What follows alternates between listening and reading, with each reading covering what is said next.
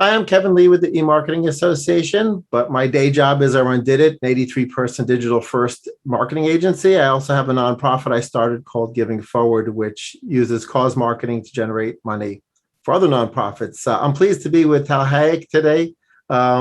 He launched Acuity Ads years back, and I wanted to start off with the origin story because the ad tech and space is crowded with folks across the Lumascape. And so sometimes understanding the origin story and where you've evolved is really useful for people to know how you're different. Yeah, absolutely. Happy to share that. And thanks for having me today. Well, I started in the ad tech space actually in the performance side back in 2004. It was a great success. 2 years later, we sold the company, and it's just that was my kind of school to get into the business, and then I really wanted to go into to graduate to the higher level of marketing, I would say, which programmatic for me was up and coming, and I thought, wow, this is going to change the world of advertising, and that was about 11 years ago. I went to see a good friend of mine. His name is Dr. Nathan McCoos. He has a PhD in AI and algorithm. We started talking about the concept of creating a trading platform for digital ads. Brought in two other founders, Joel Antman, that also comes from the space, and Rachel Kapkan, that actually comes from a special unit in Israeli intelligence, a special tech unit. And the four of us just got together in 2009 and decided to start the business. Small room with about 12 developers, and the first 2 years was all about building the tech. The running joke was that we didn't even have meeting rooms at the time. So if we had to fire somebody, we had to call them down for coffee, and nobody ever wanted to have any drinks with us. So that's how we started, and then we launched Acuity in 2011 in Toronto here, and it started moving so fast, way faster than we even expected. The first year was $1 million in revenue, the second year was 5 million, then 10 and 15, and it just grew like crazy ever since we started it. And we took it public on the Venture Exchange in Toronto in 2014.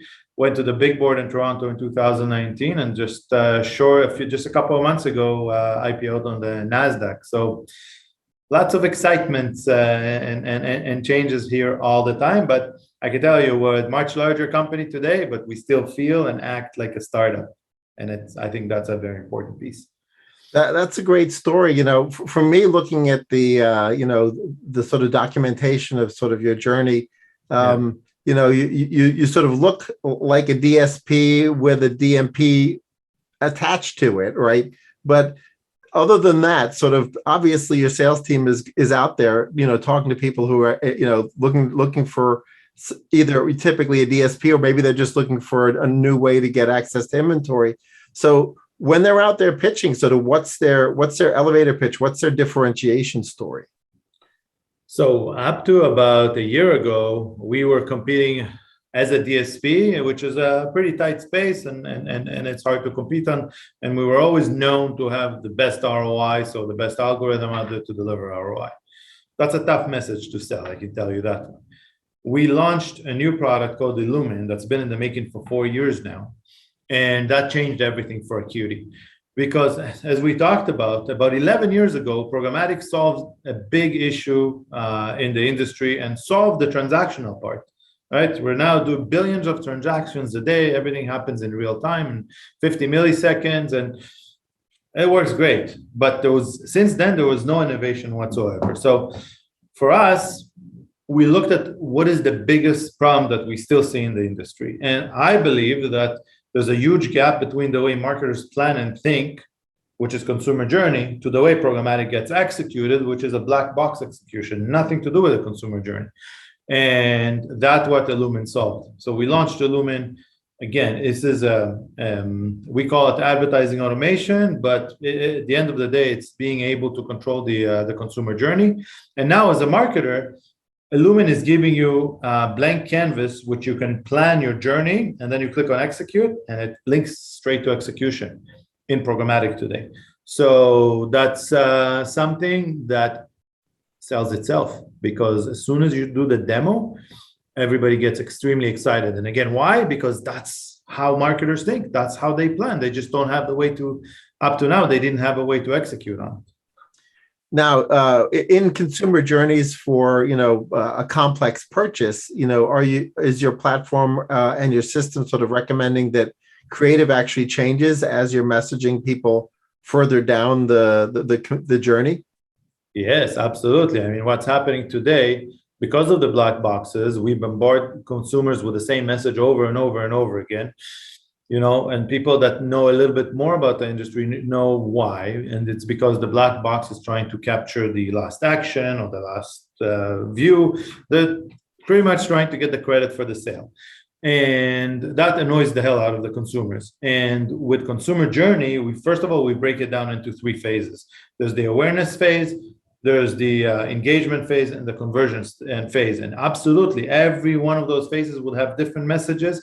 And even within the phase itself, it will have the right sequence of the message. You don't tell the story in one creative anymore. You're telling it in a series of creatives, and as you move consumers through the journey. So I would imagine that the ability to sort of have the historical context of your touch points with the consumer is pretty important to be able to pull that off.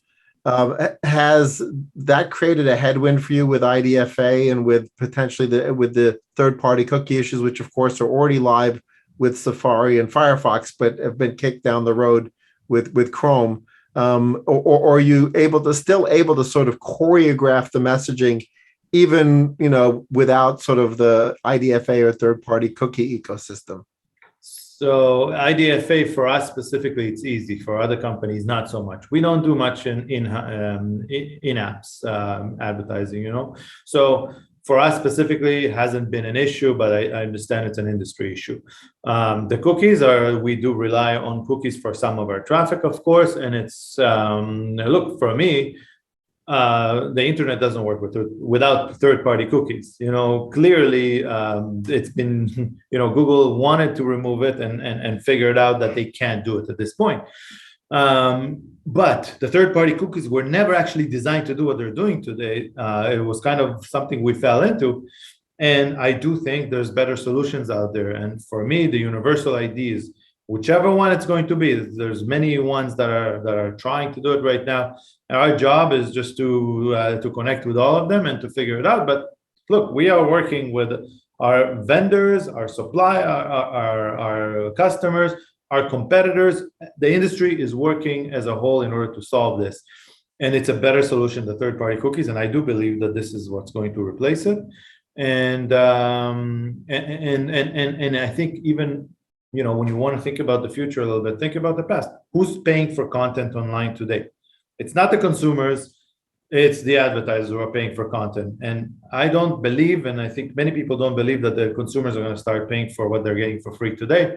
Therefore, it's going to be supported by ads, and therefore we need to show people relevant ads. So one way or another, it's going to like our industry is going to excel with those parameters. Right. Well, it's great that you sort of hedged your bets by integrating into all the significant players in the identity space because it's too early and nobody's ready to call the winner of that horse race yet. So it's probably best that you spread your tentacles into those various channels. The other factor, with regards to, third-party cookies were also real, and identity solutions of different types were also one of the tools in the toolbox to make sure that traffic was authentic and genuine, right? And so whether it's fraudulent traffic or whether it just happens to be invalid in some other way, which can happen accidentally, right? Obviously, marketers are really concerned about the impressions that they're paying for being authentic impressions. So they should be, because there's lots of fraud in the industry. We've been fighting fraud since this day we started. When we started, we were optimizing for fraud because we didn't really know what was going on, and the Fraud Traffic Act's really good for what we're trying to achieve. It took some experience and time and algorithm changes and partnerships with third parties in order to be able to, and I'm not going to say eliminate it, but almost eliminate it. it's the vast majority of it is being caught and killed before we even touch it. So right. Are some of your clients though asking for sort of whitelists and using PMPs and deal IDs more heavily as a result, because they want to sort of go a flight to quality publishers that they feel maybe have a less likelihood of fraud? it started happening that way, I think, a few years ago. But once the third party like fraud verification companies started taking off, and most of the players now use those things, I think they're more relaxed and which is better because it allows the algorithm to really do its job. Great. So I'm thinking back to your messaging, at the different stages of the customer journey issue. So obviously, if you're going to start trying to tune your messaging based on the where they are in their stages of the purchase cycle or purchase funnel, if you want to call it that, there are costs associated typically with creative execution, right? So how do you sort of balance out that? Like what size should a campaign be where it makes sense to really sort of start to hyper tune your creative to the different audiences, even perhaps more than just 3 buckets, but perhaps even more buckets with that? And are you using DCO to do that, or are you actually asking, designers to recreate ads based on these segments or stages? Not my expertise. We don't do any creative, but our customers do. But what we hear from them is once you do, so first of all, they used to always do that. They're just using TV ads in the past, and now because it's programmatic, they can put it on everything under Illumin. So it's actually, I would imagine that it's actually cheaper to produce a digital video asset than proper TV asset. And you can produce many different versions of it and tweak it, and you're able to target it on a personal level. So not my expertise, but what we are hearing from our clients is they're seeing major increase in the ROI when they're doing it that way. So it's well worth the investment. Great. Well, I guess it's actually then driving a renaissance in creativity as well, and creative and messaging, because you've now given the power to the agencies of targeting differently, to the different stages of the purchase funnel. So that's, I guess, good for them because you're empowering them to move away from a one-size-fits-all creative to actually creative that resonates with the consumer based on where the consumer is at. Sometimes agencies are siloed, though. A media buying agency may be different than a creative agency. So are there any best practices that you're hearing with regards to coordination, right? Because if it's just a media buying agency and they're not in charge of creative either, and you don't handle the creative and they don't handle the creative, and then the creative is yet another entity, right? Are there best practices with regards to sort of sharing the best way to execute? It's so new that we launched it in Q4, and one of the big issues in the beginning was like we were getting the deals, like people were signing deals with commitments and everything, and then they want to execute, and they're sending out the same creative as they did before, and we're like, no, it doesn't work that way. You're gonna have to put some thinking and design the consumer journey and create it. So but it wasn't a surprise that they all did that. It took them a little longer, but they came back. And then once they see the results and they see the kind of not only the ROI increase, they see the insights that from watching the consumer journey and where they excel, where the bottlenecks are, and so forth. Then they start investing more and more and more. And look, it's different approach to programmatic because programmatic up to now was just the bottom of the funnel, mostly bottom of the funnel, right? Just the conversion piece, and they were doing the rest in other places, but now they can coordinate it all together. So it's generally speaking a bigger investment than what they're used to on a DSP. Right. And so it sounds like there will need to be sort of a new process often than what agencies are used to, right? And so they'll need to really think more about the customer journey, think more about the creative, and that put the proper level of investment into the early stage creative in particular. If they were just used to harvesting demand and they weren't used to pushing people down the funnel, they'll need to think that through. And the other thing that we're seeing is that, people were talking about marketers bringing digital in-house for many, many years. We're actually seeing it happen now. And specifically, Illumin gives you the ability to do it without great expertise. It's a drag and drop system, very simple to use. You don't need to be a highly trained expert to use it. So we're definitely seeing more and more of marketers that are taking control but bringing it in-house. Right. The what does the Illumin system sort of make the recommendations as to frequency capping for the various stages, or do you sort of empower the marketer to decide, I want to hit the upper funnel person this much, and then mid funnel, and then obviously on the last stage, you continue to message them till they convert potentially, but still their frequency capping is one of the methods to sort of assure that you're not overspending, chasing down a consumer. So how does the Illumin system handle that? So first of all, Illumin does have frequency capping in it, but I hate using it because I don't think it's the right way of doing a consumer journey. The way we do it, the way we recommend doing it is, okay, so let's say we're setting up this audience. The first step is going to be, let's say, creative number 55. And now you have the ability to decide how many times you're going to show that creative. So you say, okay, I want to show that creative 5 times. And after I've showed that creative 5 times, I'm never, ever going to show this one consumer the creative again. I'm going to show part 2 of that message. Okay, we're now getting them more engaged, right? And then part 2 of the message, you're going to show them 3 times. And then part 5 of the message, whichever way those are decisions that are done manually because it's a part of a story. This is not something that can be randomly selected. It's like part A of a story, part B of a story, part C, and then now it's engagement. We got to engage people in the story more. The decision about how many times to show at this point is a decision that's being done by the marketers. We do have best practices, but future iterations, the algorithm is going to make the suggestions and make it more flexible. Interesting. When I think about my own, I don't use an ad blocker, of being in the industry, obviously, but for those people who are being exposed to the ads, now that they've got viewability checks, right? So we at least know that it was on screen, and potentially viewable.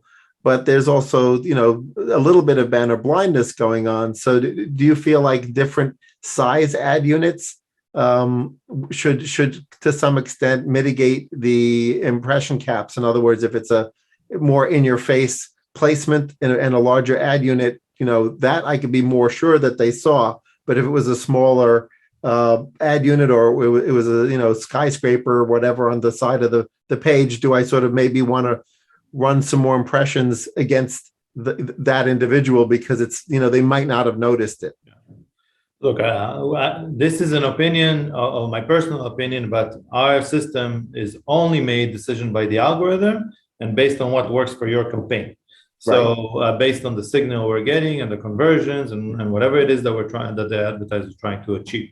But my opinion, and you have to be very diversified. I mean, video is a great way of sending your message, and it keeps people engaged, and you are more likely to know that they actually saw it in a pre-roll or post-roll and all that. So connected TV is also an integral part of it. So I think that if you're running a campaign and you have connected TV and you have videos and you have audio messages and you have different type, and you also have some display, because remember, a lot of the buying decisions that we make, we don't even not necessarily we remember seeing this banner somewhere, but it's been registered to you in a subconscious kind of way.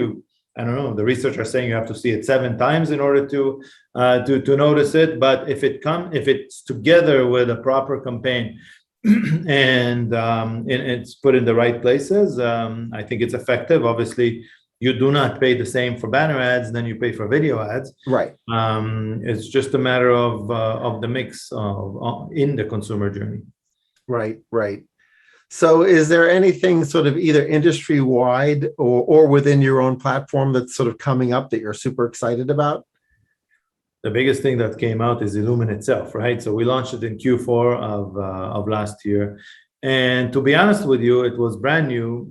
We didn't really were 100% understanding of how it's going to work and all that, but we learned so much since then. We also thought that the adoption will take longer. We thought, well, it's going to be a long sales cycle. We're going to see people using it in the middle of 2021. On the first quarter we launched it, we already did 1.5 million in revenue. In the second quarter, we had 3.2 million. In the third quarter, 5.2. So it's moving extremely fast, and we have major customers testing it, and some of them are using it already. So for us, Illumin is the biggest breakthrough. We always say that Illumin is changing the world, obviously the world of advertising. And that's what we're excited about. But everything that we invest in now is into Illumin. So more features into Illumin, more types of creative. So today, Illumin only does programmatic. But as a part of the consumer journey, we have to include other things, even though, maybe other things are walled gardens. That's not how consumers operate. They don't think, oh, today I'm in Facebook, so it's a walled garden. No, it doesn't work that way. And we do have access to connect to the walled gardens. Obviously, it's a one-way access and it's limited, but it should be part of the consumer journey. So we will work on adding things like that, and email marketing and search and out of home and influencer. All those things should be a part of the consumer journey, and it's part of the roadmap of Illumin. Well, that's great. Thanks for sharing the roadmap, because I think there are clearly a lot of agencies and marketers who really would prefer to reduce the number of platforms that they have to touch, right? Yeah, and to the extent that there can be, one brain and one reporting interface that can report on the entire consumer journey. That's like the holy grail, right, of digital marketing at this point. And more and more marketing is in fact digital. So it sounds like that's your long-term vision, is to really create that operating system, right, for the digital marketing. Exactly. You got it. You're helping me with the message a little bit. I like it. No charge. All right. Well, thanks so much for joining me for the podcast, Tal. And I look forward to watching the product roadmap evolve, and hearing the updates from you and your team as you roll out the features that your marketing customers and agency customers are asking for. Thank you very much. Thanks for having me. My pleasure.